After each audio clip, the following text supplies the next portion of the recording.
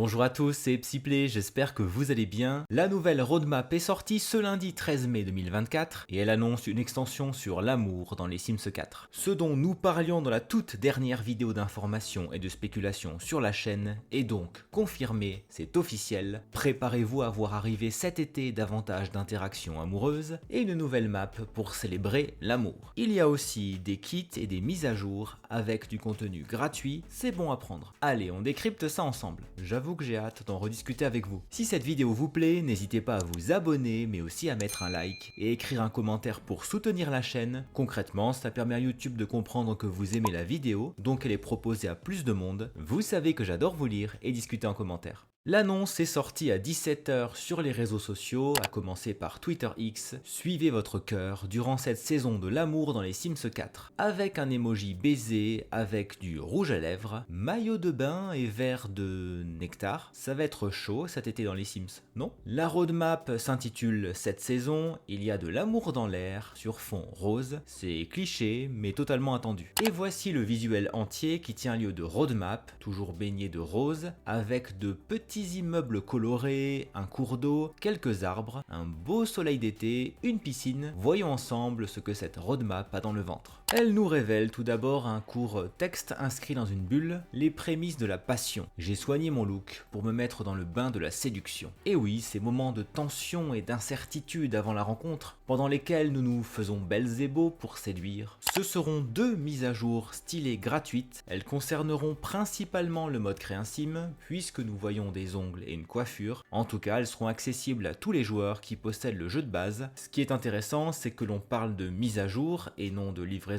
express ou de SDX, ce qui signifie que le contenu devrait être plus important que quelques objets et qu'il devrait modifier aussi le jeu et sans doute apporter des correctifs de bugs. On en demande avec toute la passion de l'amour. Ce qui est certain aussi, c'est que cette coiffure avec des locks, réalisée en collaboration avec Dark and Lovely, sera ajoutée au jeu en juillet, peut-être juste avant l'extension. Allez, continuons sur le chemin aventureux et tortueux de l'amour avec la rencontre. Un peu de nectar a mené à une baignade provocante. Alors, je ne sais pas pour vous, mais moi, il me faut plus qu'un peu de nectar pour une baignade provocante. C'est moi ou il y a un sous-entendu derrière cette baignade? Alors là, c'est clair comme l'eau de cette piscine à droite de l'écran. Les 2 kits qui ont fuité il y a quelques jours, dont nous parlions ensemble dans la dernière vidéo, sont bel et bien officialisés. Le kit bistrot parisien, entre guillemets, je ne connais pas son nom pour l'instant, avec cette devanture qu'on imagine en bois, l'auvent, les poignées de la double porte, les petites tables qui font tellement parisiennes, et puis les verres qui s'entrechoquent. Je vous montre ou vous remontre les différents objets qui vont composer ce kit.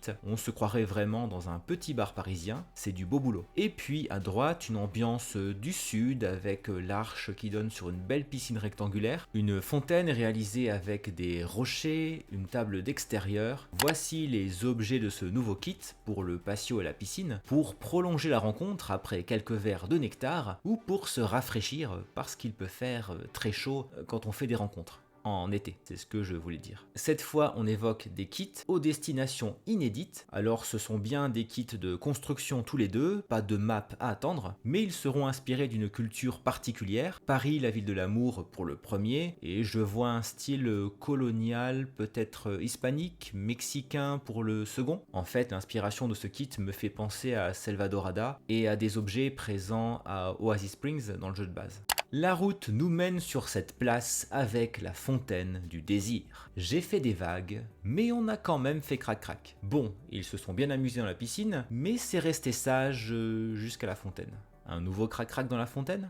D'ailleurs, cette place nous amène à nous questionner sur cette ville de l'amour qui sera celle de la nouvelle map. On est loin des immeubles du Paris haussmannien. Ils me font penser à 2 pistes assez éloignées, voire opposées, culturellement parlant, soit les pays du nord de l'Europe, et je me souviens d'avoir vu passer une tulipe chez Cinematically. Donc, comment ne pas penser à Amsterdam? J'ai aussi Stockholm qui me vient en tête avec ses petites maisons multicolores sur une place de la vieille ville. Ou alors, et vous allez comprendre pourquoi je parle d'opposition, à l'Espagne, au Portugal, voire au Mexique ou au Brésil. En tout cas, voici l'essentiel des indices pour ce pack d'extension séduisant. Et pour finir, la roadmap nous invite à suivre notre cœur. Ouais, ben il ne va pas y avoir que du cœur dans cette extension.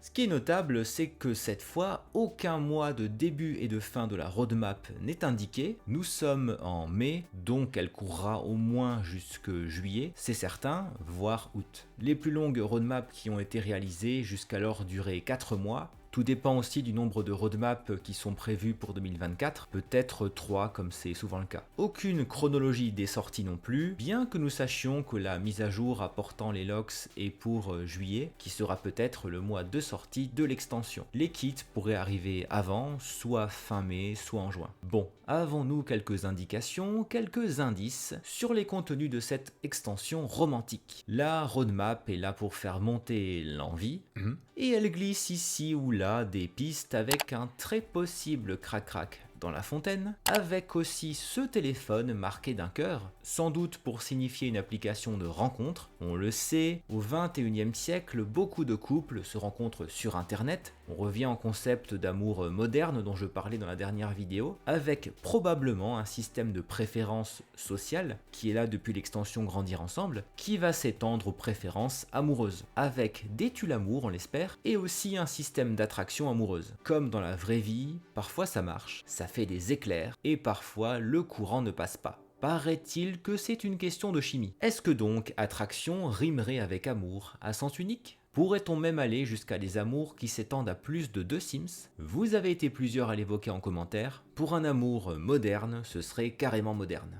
On peut penser à des étapes amoureuses aussi, à une progression dans les sentiments. Bon, on espère quand même davantage qu'un seul nouveau crac-crac. Dans la fontaine, c'est cool si on aime l'eau, et si on ne craint pas les regards impudiques. Mais quand les rencontres sont concluantes, on peut avoir une créativité particulièrement développée. Et puis je pense qu'il faudrait faire évoluer les interactions autour des tromperies, parce que cette nouvelle ville semble donner envie de papillonner. Ah, et il nous faut le liqueur cette fois. La grande question, je la répète en toute franchise, vous me connaissez, c'est est-ce que tout cela sera suffisant pour constituer une extension à 40 €? Il faudrait voir ce que propose le mode Créer un Sim aussi, le mode construction, les autres animations, les habitants du monde, le nombre de terrains, quelle sera la mise à jour gratuite qui viendra avec l'extension aussi. En l'état, je pense que cette extension sera centrée sur l'amour et qu'elle ne croisera pas d'autres possibilités comme les hôtels. Ça aurait été une idée cool, ou les groupes de musique. Ce sera une déception pour certains, mais cela ouvrira sans doute la voie à un gameplay plus complet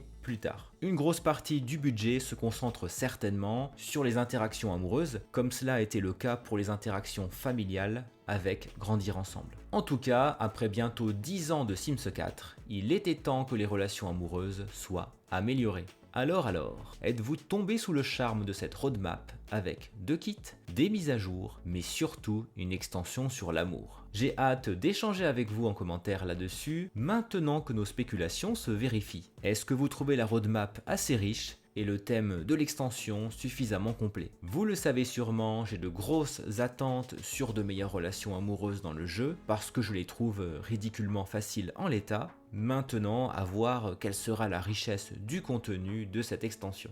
N'oubliez pas le petit like de soutien. Merci beaucoup d'avoir regardé cette vidéo jusqu'au bout. On se retrouve en commentaire. À très bientôt.